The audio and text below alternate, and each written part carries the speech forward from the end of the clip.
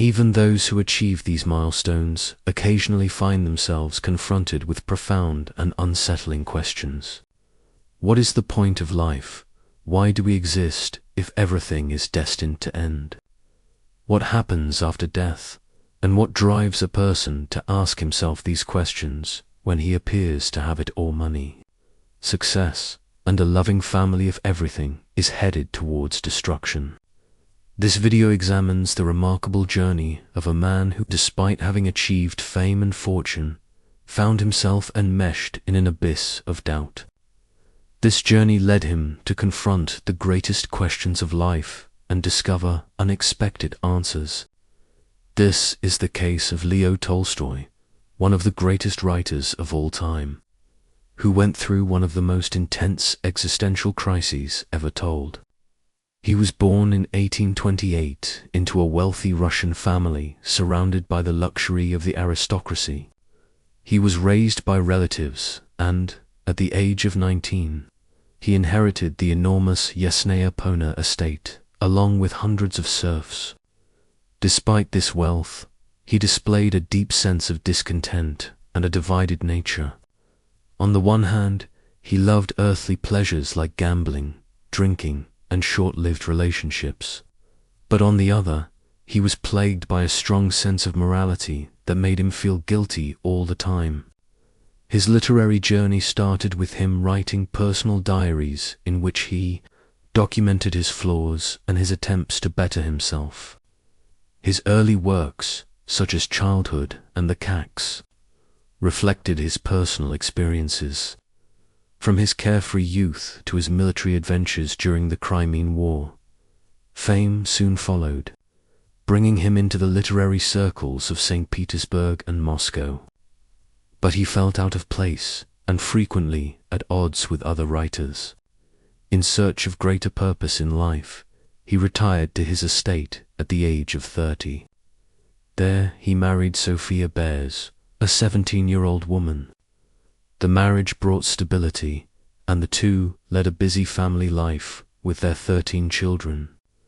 During this time, he wrote War and Peace, an epic work that revolutionized Russian fiction and made him one of the greatest authors in history. He acknowledged that nothing, not even fame, could ease his sense of inner emptiness, which tortured him beyond literary success and familial security.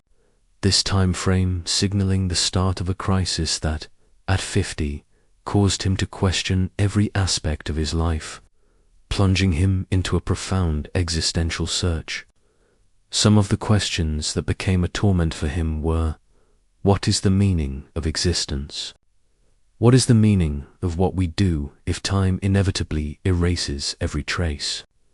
If you like, please subscribe to the channel so that you don't miss our future initiatives.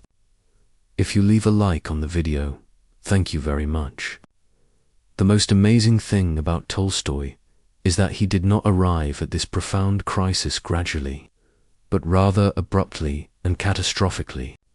Things that had previously brought him comfort and happiness, like the warmth of his family or the recognition of his works, started to seem empty. The days lost color, and every action seemed worthless. These thoughts did not stay in his head. Instead, they invaded his everyday life. His nights were plagued by nightmares, and sleep became the only solace from a persistent internal misery. But the days were characterized by a feeling of worthlessness that appeared to immobilize him. He himself describes this dark period in the confession, an intense and personal work in which he brutally reveals the depth of his confusion. In these pages he wrote of his most intimate reflections of the nights spent contemplating the possibility of ending his own life, a thought that haunted him with an almost irresistible force. He confessed that he had to deceive himself to avoid taking an extreme action, taking refuge in temporary distractions and mental sub-orgies, but he knew he could not continue like this for long. This crisis was not only personal but also intellectual and spiritual. He was a curious and profound man, and he decided not to give up and to face these questions head-on, caught between the desire for an answer and the fear of not finding it. He embarked on an extraordinary journey, not through physical places, but through the pages of books, the thoughts of great philosophers, and the observations of everyday life. He was searching for something that could fill the void. He felt something that went beyond success and material well-being, but every answer he found seemed to open up new questions. The first step led him to philosophy, where he diligently studied the works of great thinkers like Socrates, Buddha, and Schopenhauer in search of a key to understanding the meaning of life. Their ideas, though illuminated by profound wisdom, only increased his sense of confusion. He found in their conclusions a vision that in his eyes was far too dark and devoid of hope. Nevertheless, every certainty he reached crumbled under the weight of doubt. But he persisted in his search, driven by a determination that led him to explore intellectual and spiritual territories he had never before considered. For instance, Schopenhauer's philosophy, which emphasized suffering as an unavoidable aspect of life and the will as the governing force, implied that life was a never-ending battle with no true meaning. Tolstoy found no solace in this vision, feeling even more ensnared in a circle of nihilism. Even Socrates' teachings, though he appreciated their depth and logic, seemed inadequate to address his existential suffering, and Buddha's emphasis on conquering desire and embracing impermanence seemed to him to offer a path of renunciation rather than a solution that could be reconciled with his.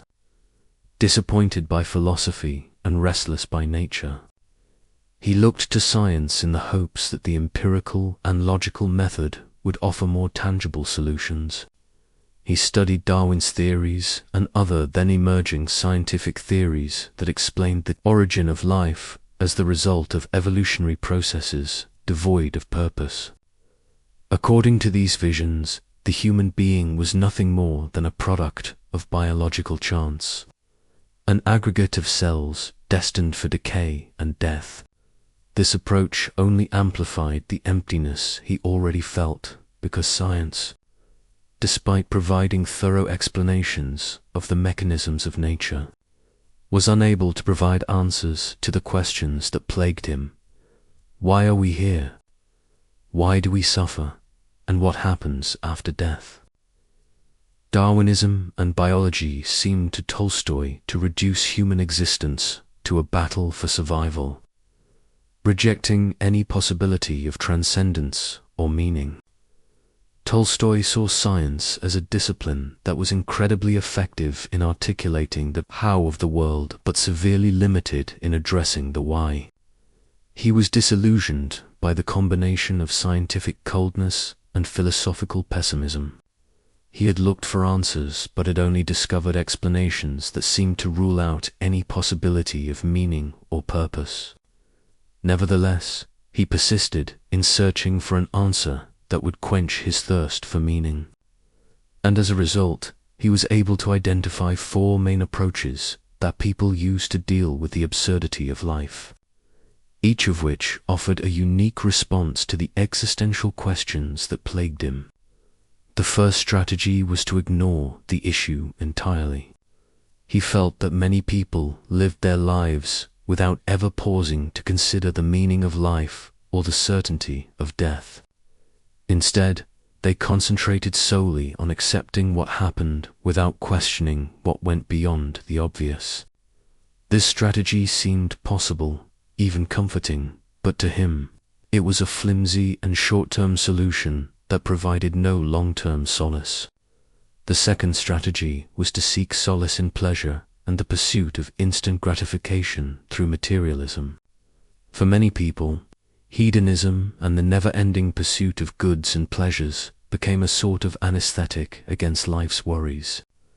He explained that this tactic was an attempt to stifle the inner emptiness with distractions, whether they were relationships, wealth, or personal success, but it was an illusion.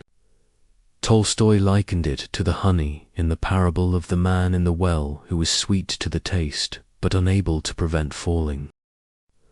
Pleasure was fleeting, and as the effect subsided, the emptiness and unsolved issues returned with more vigor. In his view, neither wealth nor pleasure could quench the human being's yearning for meaning. The third approach, the most extreme, was to give up on life itself. He contemplated this possibility during his moments of deepest crisis, when despair seemed to cloud all hope. Many, he believed, came to see death as the only escape from the absurdity and pain of existence. But even though he understood this choice, he considered it a false solution. He resisted this temptation and understood that giving into despair would not solve his questions, but would simply eliminate them. For him, living meant continuing to search, even in the deepest darkness, for an answer that could bring peace. The fourth approach was perhaps the most passive, living in a state of limbo. Those who followed this path recognized the absurdity of life, but chose not to confront it directly. It was a state of emotional and spiritual stagnation in which the individual took no clear position on either life or death. Tolstoy described this state as non-choice, where awareness of the problem paralyzed action. Those living in this limbo found neither comfort nor meaning, but merely survived, unable to move in any direction. This represented for him the weakest and most unsatisfactory response, because it left the individual trapped in a state of eternal immobility with no possibility of redemption. He analyzed these four approaches in great depth, trying to understand which, if any, could lead to a real solution. Although he found elements of truth in each of them, none seemed capable of offering a definitive answer to his questions. But he did not give up, yet he pushed himself to explore other avenues, and so he came to a real turning point by observing the simplest and humblest people, especially farmers. Despite the difficulties of their lives, these individuals seemed to find extreme ordinary strength and faith. He was struck by their ability to bear suffering with serenity, inspired by a trust in something greater. This observation led him to reconsider the value of faith as an answer to his questions. Although he had always had doubts about organized religion, he began to perceive faith as a means of going beyond the limits of rationality. Faith in its simplicity offered answers where reason failed. It was not an escape from reality, but a way to embrace it in all its nuances, finding purpose and meaning even in suffering. This is how Tolstoy transformed his life.